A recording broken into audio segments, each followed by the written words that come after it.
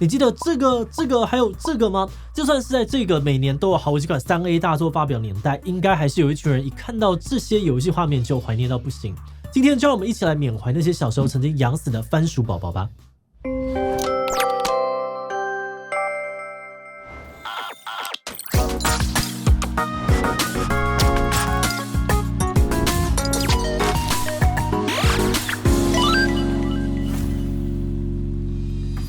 Hello， 大家好，我是志奇。很多在台湾长大的7、8年级生在国小、国中上电脑课的时候，都会做一件事情，那就是打开史莱姆好玩游戏区，或者是小番薯偷玩网页游戏，甚至是直接下载小朋友骑打跤2，跟隔壁的同学大战个几回合。后来随着网络跟科技的发展，现在人手一台智慧型手机，随时都有好几款3D 的手游可以选择，这些平面的2D 游戏也就逐渐的变成了时代的眼泪。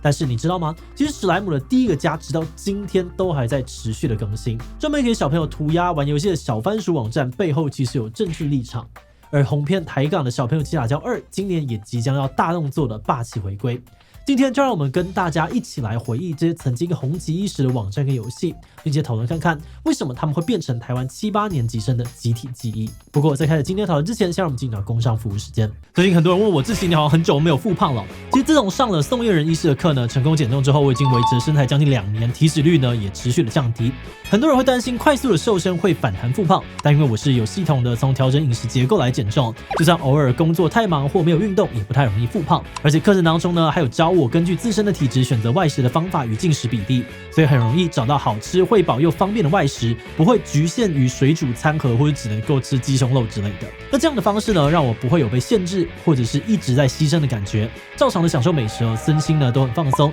自然而然就能够长期的维持下去。那这堂我跟宋燕人医师一起合作的外食减重学课程，已经有超过4000名的学员一起学习，一定也能够给你实用的帮助。课程限时优惠75折哦，输入我的专属折扣码还能够再折500元，赶快点击资讯栏加入吧。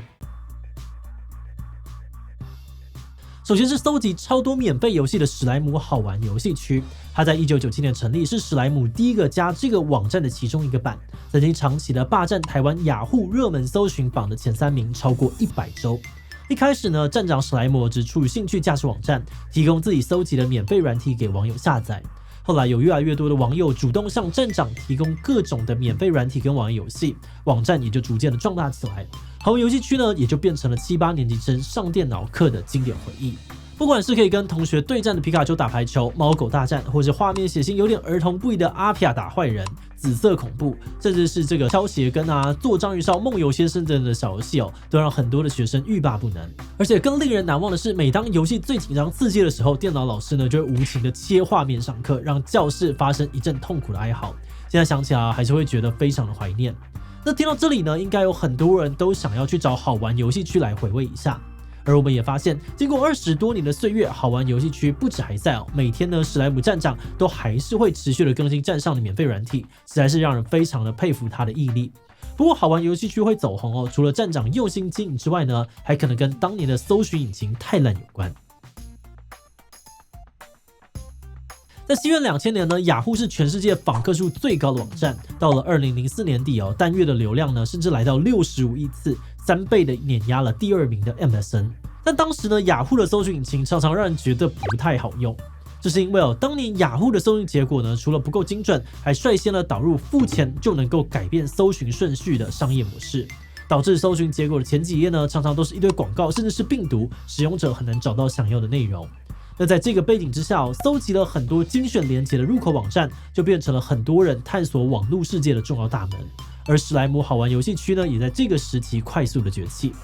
那除了史莱姆另外一个电脑课必开的网站大概就是小番薯了。小番薯是番薯藤网站旗下的儿童专区。当年的番薯藤呢，不只有搜寻引擎服务，还横跨了电子邮件、电子商务、网络新闻等等，一度是全台前3大的热门网站。就连当时的网络霸主雅虎呢，都还提出过收购案，想要收购番薯藤。而番薯藤呢，也是第一个专门为台湾儿童打造的入口网站小番薯，以及设计出番薯宝宝游戏来培养小朋友的上网习惯。番薯宝宝呢，被称为是台式养成游戏的始祖，玩法很简单，就是可以领养一只番薯宝宝，然后每天呢都要喂它吃东西，陪它玩游戏。如果玩家没有每天上线番薯宝宝呢就被送到孤儿院。那如果又太久没有去探望番薯宝宝，宝宝甚至会死掉。直到小番薯关闭这个服务之前呢，总共有超过900万个番薯宝宝被认养。只不过当年网络呢还不普及，让小朋友每天上网并不是一件容易的事情，所以最后呢只剩下大约1000只海窝子。我的这个小番薯宝宝也。不过呢，这个看似单纯无害的小番薯网站背后其实有超政治的背景。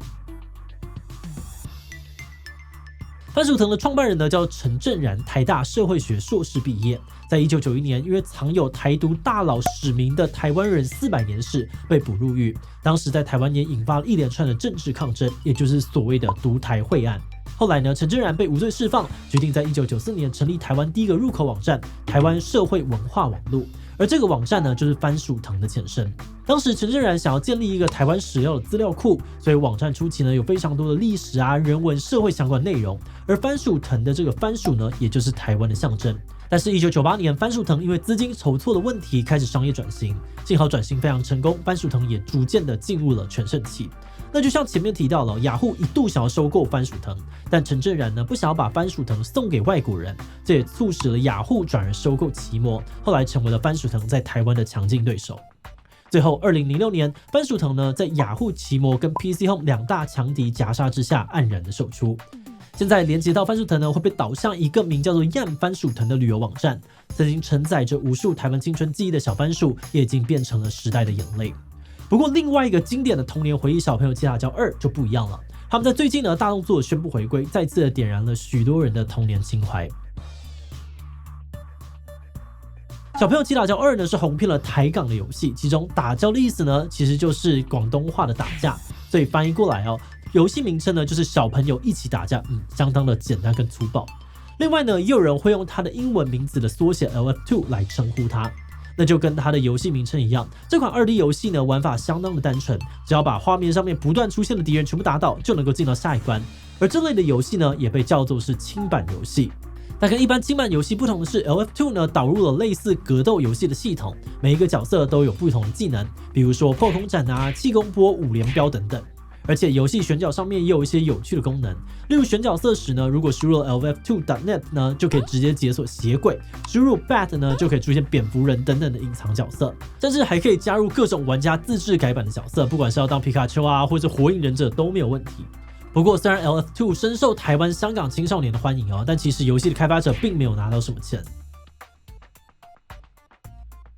LF2 的开发者呢是来自于香港的小熊，他在高中16岁时就写出了 LF1。后来呢，小熊上大学跟室友浩然一起完成了 LF2，不止角色变多，还加入了剧情闯关格斗系统，一推出就大获成功，当时有超过2000万次的下载。但因为是完全免费下载所以 LF2 呢并没有为小熊带来什么收入。后来小熊又花了7年的时间开发出了 Hero Fighter 游戏，但因为很快的被中国的盗版团队破解，他的努力也血本无归，后来辗转到了澳洲定居。那可能有很多 LF2 的粉丝听到这边会觉得有点难过，不过最近呢补票支持小熊的机会来了。今年呢 Steam 呢预计会上架 LF2 重制版，据说重制版呢除了会保留原本的操作风格，角色场景也都会全部重绘，同时呢还会推出原创小说跟真人版电影。这消息一出就有大批的网友留言超晚超怀念，非常期待 LF2 的强势回归。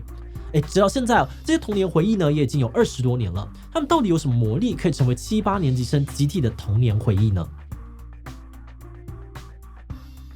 关于这些游戏变成了很多人的集体童年回忆，可能有2个主要的原因。首先是电脑教室，在这些游戏最红的西元2000年呢，手机可以上网的人只有占比11%，而这之中呢还有43% 的人从来不用手机上网。这是因为当时的手机网络呢不仅速度慢，还会按照流量计费，往往只是浏览了一下网站就会被收到1000元以上的账单。所以呢，当时大多数人上网主要还是透过电脑以及网速很慢的拨接来上网。那对于没有经济能力的小朋友来说，网速快、费用还由学校负担的电脑教室，也就自然的成为了这些童年回忆发生的主要场景，共同建构出了那个年代小朋友的集体回忆。再来是这些游戏的门槛都很低，所谓的门槛低包含了2个面向。第一呢是价格，这些游戏几乎都完全免费，只要打开网站或是简单的下载就能够畅玩。第二个呢是大多数的游戏玩法跟规则都很简单，容易上手，让大部分的小朋友都有很好的游戏体验。有人就举例比起同时期呢也很热门的天堂啊、魔兽世界或是掌机的宝可梦系列，这些游戏的成本比较高，也比较难上手，就比较不像今天介绍的这些游戏一样这么的普及。而这种一定程度上面大多数人都很一致的体验呢，也就让这些游戏成为了大家的集体记忆。我们在找这集资料的时候呢，也忍不住玩了几款小时候很爱玩的游戏没有想到除了怀旧之外呢，有很多的游戏直到现在玩起来还是非常的有趣。我们在想，这些游戏入口网站之所以能够成为集体记忆，除了刚刚说过的电脑教室游戏门槛低之外，还有一个重要的关键，是这些游戏或是入口网站的作者无偿付出的努力。像是史莱姆呢，在开设前8年完全没有盈利；番薯藤创办人陈正然呢，是以公益为优先的理想主义者；而 LF2 呢，即使破千万下载，小熊也没有收到1毛钱。他们降低了这些游戏跟入口网站的门槛，快速的普及到了7、8年级生的集体记忆当中。那是不是表示只要有人还愿意做免费游戏，就有机会成为下一个时代的共同记忆呢？我们觉得可能还是很难。主要原因是现在跟当时的网络环境已经完全不一样了。当时是番薯藤需要培养孩子上网习惯的网络黎明期，而现在网际网络的商业模式已经成熟，玩家的选择也越来越多。要让玩家看见自己的游戏完全免费可能不太够，通常呢还需要投入大把的行销预算。那光是这点呢，完全免费的游戏就会很难生存。那因为需要付费这个门槛，我们觉得现代呢，或许已经很难再有一款游戏可以像我们今天介绍的游戏一样，变成一个时代的集体记忆了吧？好的，那我们最后呢也想问大家，你小时候电脑课最常偷玩的是哪个平台或游戏呢？好玩游戏区最赞超多的游戏永远玩地，比最玩小番薯我的番薯宝宝呢养到比我阿嬷还老。最常跟同学单挑 LF2 我都用透明人电报同学。其他留言分享你的想法吧。最后，如果你喜欢今天的影片，欢迎分享出去，让更多人知道这些怀旧游戏。此外呢，可以点击这个地方看网咖以及 BD 下载。那么今天的这一期就到这边告一段落，我们就明晚再见喽。